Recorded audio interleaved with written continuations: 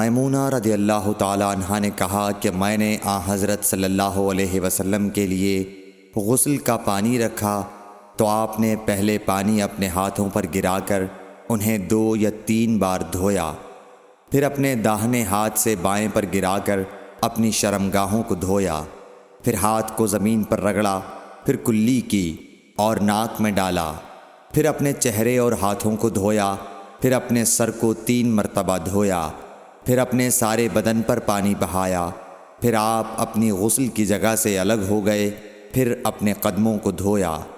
صحیح بخاری حدیث نمبر 266۔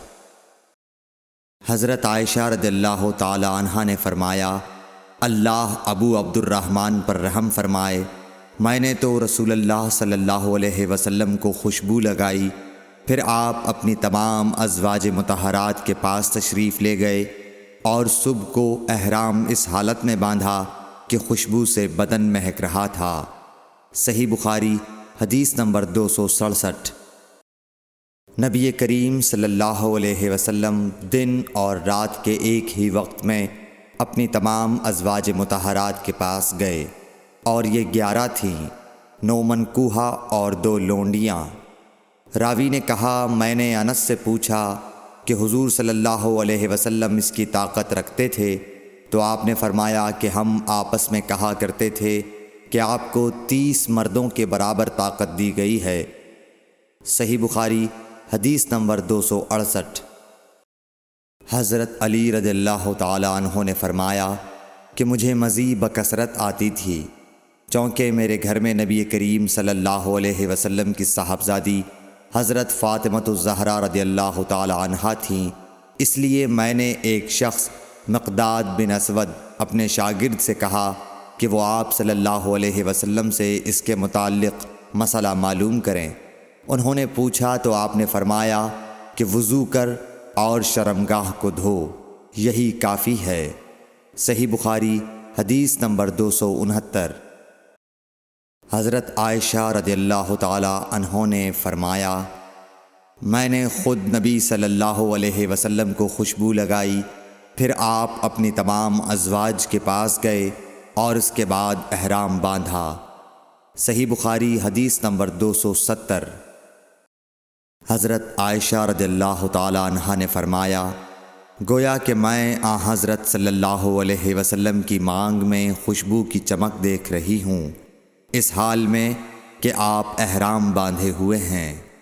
صحیح بخاری حدیث نمبر 271۔ ام المومنین حضرت عائشہ صدیقہ رضی اللہ عنہا نے فرمایا کہ رسول کریم صلی اللہ علیہ وسلم جنابت کا غسل کرتے تو پہلے اپنے ہاتھوں کو دھوتے اور نماز کی طرح وضو کرتے، پھر اپنے ہاتھوں سے اپنے بالوں کا خلال کرتے، اور جب یقین کر لیتے کہ جسم تر ہو گیا ہے تو 3 مرتبہ اس پر پانی بہاتے، پھر تمام بدن کا غسل کرتے۔ صحیح بخاری حدیث نمبر 272۔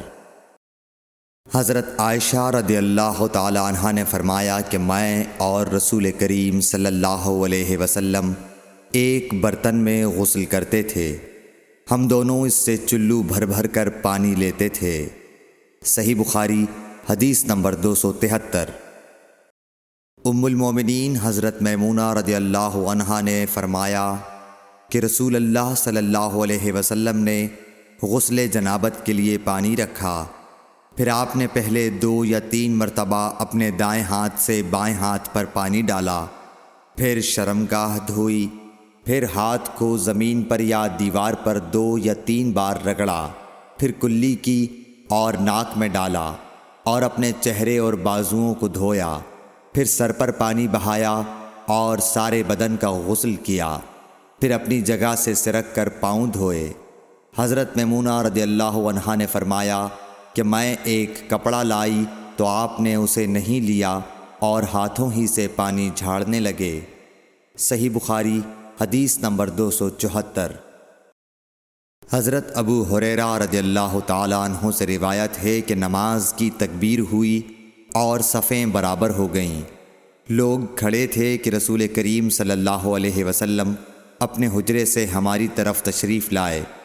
جب آپ مصلی پر کھڑے ہو چکے تو یاد آیا کہ آپ جنبی ہیں، پس آپ نے ہم سے فرمایا کہ اپنی جگہ کھڑے رہو، اور آپ واپس چلے گئے۔